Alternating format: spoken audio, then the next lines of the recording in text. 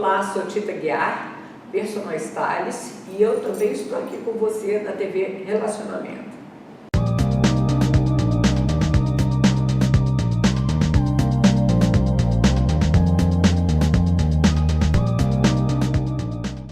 Olá, internautas, iniciamos mais um programa Gestão Executiva. O programa está maravilhoso porque nós conseguimos trazer uma das feras mais respeitadas na área de mentoria.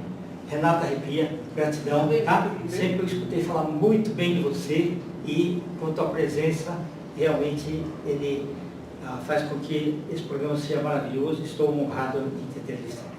Para mim é uma honra e um privilégio estar aqui com você, trazendo, né, o conhecimento que eu acho que é a melhor coisa que a gente tem, as histórias que a gente viveu, as experiências, os conhecimentos que a gente tem, como a gente estava conversando, Sim. né? E isso pode facilitar a vida de outras pessoas para que eles consigam ir pelos caminhos mais fáceis e não tão difíceis, às vezes, que a gente acabou escolhendo. Né? Perfeito.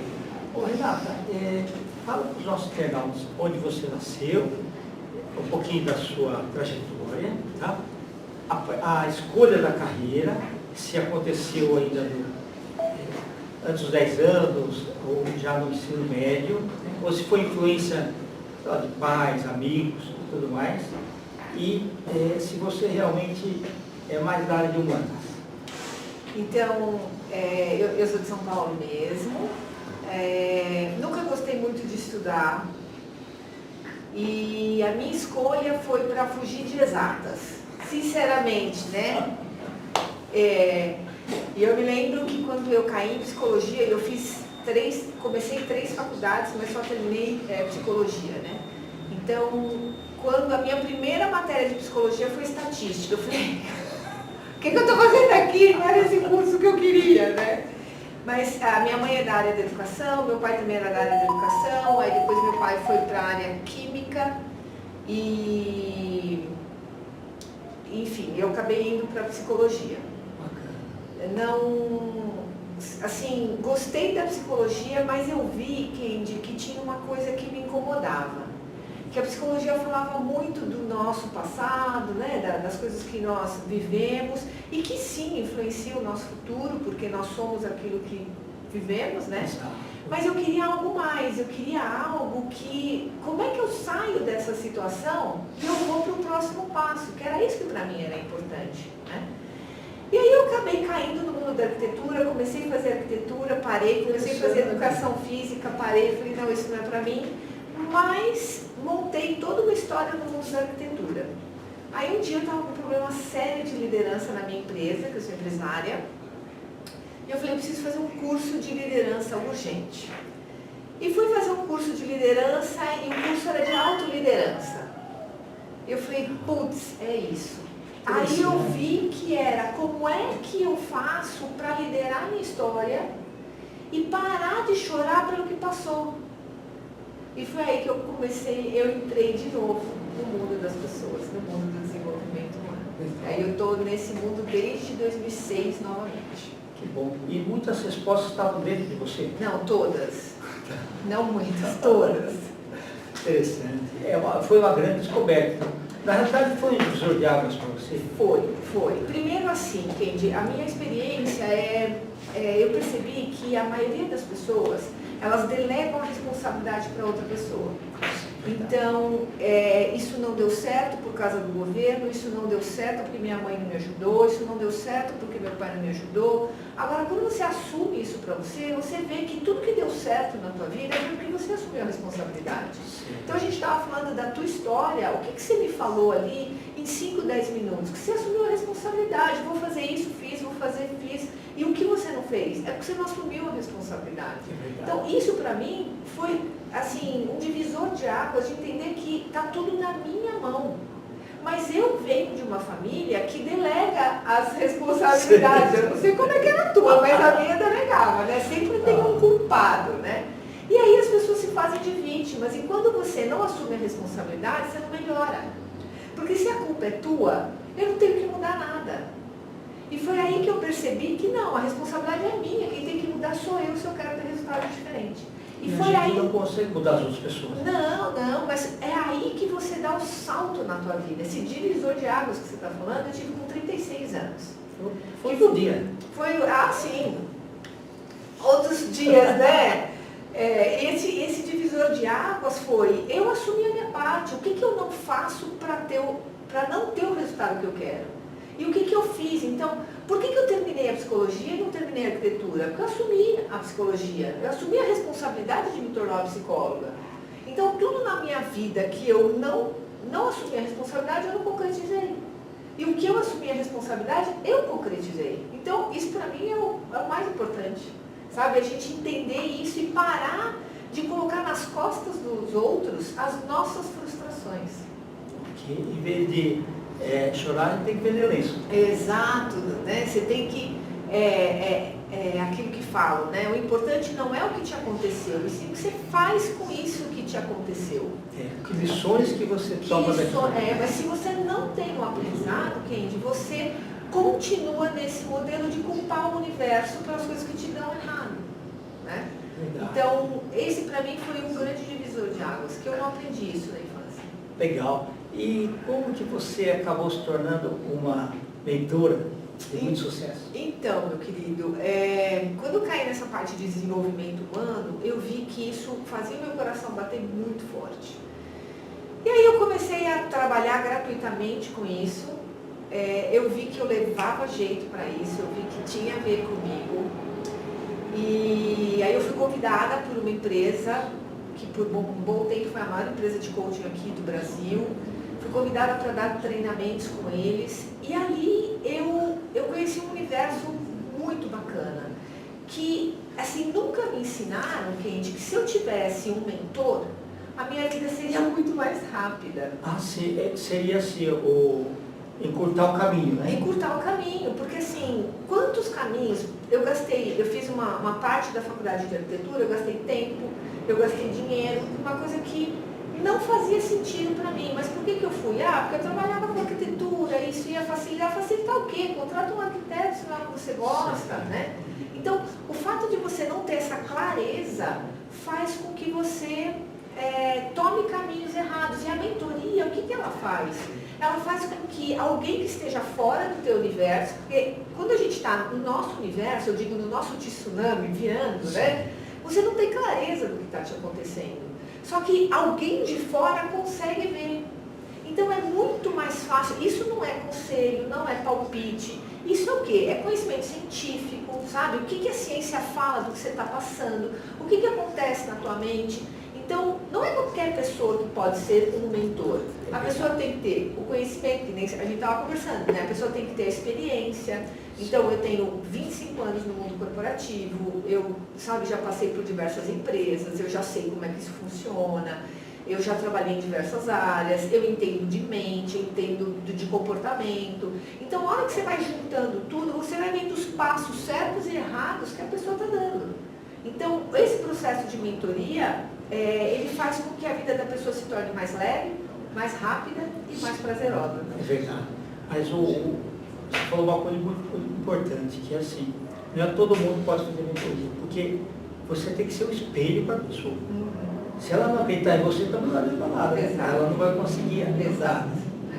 E eu vou falar para você, Kendi, eu não sou muito gentil nos meus processos de mentoria, né? Você fica mais racional?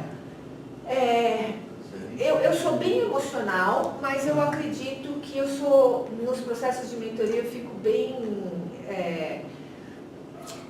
Mais racional, você acha? Vamos pôr uma racional, eu diria rústica, né? Por quê? É muito difícil você ter conversas que são difíceis, né? E essas conversas difíceis, quem deveria ter é um pai, uma mãe, uma pessoa próxima do seu núcleo. Mas às vezes um pai e uma mãe não conseguem falar, um irmão não consegue falar, um líder não consegue falar. E eu vou trazer aquilo que precisa ser falado. Eu não estou me preocupando se você vai gostar de mim ou não. O que eu quero é a tua performance. Né? Então a pessoa tem que estar pronta a escutar aquilo que ela não quer. Essa semana eu estava fazendo um processo de mentoria e uma pessoa de uma multinacional falou assim para mim: Renata, eu nunca tive um feedback negativo. E agora eu estou desesperada, porque, sabe, são 20 anos só recebendo elogio, e agora eu tive esse feedback negativo, sabe, eu estou desestruturada. E aí eu questionei ela, você acredita que essas pessoas que te deram só feedback positivo, elas fizeram bem ou mal para você? Ela falou, fizeram bem. Eu falei, não, fizeram mal. Porque tirou de você a oportunidade de se desenvolver. Não tem ninguém que é perfeito. Por que você se achou perfeita por 20 anos? Né? Então, o que você recebeu agora foi um presente, não foi uma bomba. Agora você sabe aquilo que você não sabia. Ótimo. Entre em ação, modifica o seu comportamento e tenha outra performance novamente. E é muito importante, porque muitas vezes acontece nas empresas, quem vai te avaliar é um amigo seu, pessoal e tudo mais, e você acaba não subindo o degrau, você faz a mesma coisa assim todos os anos, né? E isso é a pior coisa, você ser avaliado por um colega teu, por uma pessoa que é sua amiga, porque a pessoa não consegue às vezes ser sincera com você. E aí você perde a oportunidade de se desenvolver. Não tem ninguém que é pronto. Se tivesse pronto, não estava aqui, né? A gente tem um monte de coisa para aprender. Você me fez lembrar o seguinte, quando eu era executivo, precisava fazer contratações, e falava para o RH, olha, quantos candidatos tem? Ah, tem 40. Eu falei, me chama os 40. Mas você não vai querer filtrar? Eu falei, eu vou colocar algumas regras básicas. Eu falava, pessoal, vocês vão ter cargo de gerente aqui. Tem 2 vagas, né? Eu vou escolher 2 pessoas. Só que eu quero falar o seguinte, não, vocês vão ter que contratar gente. Não contrata ninguém que você não possa mandar embora. Exato. Isso significa que se você tiver irmãos, parentes, primos, não sei o que lá tal, pode ser doloroso e a história que ele conta para a família é diferente da realidade. Se for pessoa boa, indica para o outro departamento. Se ela for dispensada, não foi você que dispensou. Eu falava assim também, a palavra funcionário significa pessoas que funcionam. Então, a nossa, quando eu der a meta, eu vou chamar de gol. E gol não é quase foi, bateu na trave, o goleiro pegou. Não, gol é bola na rede. É diferente de eu só exigir meta. Então, a empresa precisa de resultados. Por quê? Vocês são dinheiro que a empresa põe para produzir mais dinheiro. Se for para perder ou para empatar, não precisa de vocês. Colocava assim, eu falava assim, a minha porta estará sempre aberta. E o sujeito chega e fala assim, temos um problema. Que eu sei que vai ter. O que a gente fala assim, nós temos um problema, existem essas 3 alternativas nesse momento. Se tiver a ideia de quanto vai gastar, melhor, senão, mas me ajuda a pensar. Se for pessoa que não está nesse padrão, por favor, já pode avisar a bolsa da RH e tira o currículo, vocês vão para outras empresas, outras coisas, né? Mas eu quero aqui pessoas que têm vontade de ter objetivos claros para crescer. Mas é bom falar antes do que depois de contratar. Não, é o que eu chamo hoje, né, dentro da mentoria, de premissas. Né? Quais são as premissas para a gente conseguir ter um excelente resultado? Então, isso quando você fala de gol, trabalharmos com a bola dentro do gol, ou seja, a meta é para ser cumprida e acabou. O que as pessoas não entendem é que as empresas precisam de pessoas, né? Só que as pessoas trazem problemas. Você é contratado para solucionar problemas. Se você dá problemas, você tem que pagar para trabalhar. Esse é meu conceito. É verdade. Senão não tem que estar ali. Né? Sim. Então, eu concordo com isso que você falou. A gente tem que deixar claro aquilo que se espera das pessoas, porque também fica mais fácil para as pessoas. Sem dúvida. Né? Você saber o que espera de você, que isso é um grande problema do mundo corporativo. As pessoas são julgadas no mundo corporativo. Ah, você vai fazer isso, então senta aqui, ó, é mais ou menos isso que faz. E a pessoa tem que se desesperar para conseguir saber, né, qual é o resultado que ela quer, como que ela vai conseguir isso, como que ela vai fazer isso, e isso vai dando o quê? Um estresse muito grande na pessoa. Verdade. Poucos líderes pegam na mão do colaborador, gastam tempo ali ensinando, para depois ter o resultado que ele quer. Então, muitas pessoas ficam, sabe, tentando ver, será que eu estou fazendo um trabalho certo? Será que ninguém tem feedback? Porque feedback ninguém gosta de fazer, porque é ruim, eu vou me dispor, né? Ou se não, dá um feedback que a gente chama, que está ligado à essência da pessoa e não ao comportamento da pessoa, aí falar, você é isso, você é aquilo, você... A pessoa não é nada. Ela pode estar naquele momento. Ninguém nasce ansioso, a gente não nasce depressivo, né? A gente se torna isso. Então, se eu me tornei, eu distorno, né? Eu posso voltar ao meu estado natural. Então, às vezes a pessoa está tão irritada que ela escolhe alguém para dar um feedback só para ela colocar para fora aquela emoção ruim que ela está naquele momento e acaba prejudicando outra pessoa, né? O mundo corporativo é cheio de peripécias, né? Legal, bacana. E você tem, assim, tido muito sucesso com as pessoas que você faz a mentoria. Todas estão dando feedback extraordinário seu, tá? Olha, vou falar para você que às vezes tem gente que não gosta das nossas conversas, né? E às vezes passa um ano para me ligar e falar assim, na hora eu fiquei bem brava com você, mas depois fez todo sentido. E hoje eu mudei minha história por causa daquela tua fala, daquele momento que a gente passou. Porque não é fácil a gente se ver, verdade, né? A gente, principalmente no mundo de hoje, os pais e as mães colocam os filhos, como você é inteligente, como você é lindo, como você é maravilhoso, como você é tudo isso.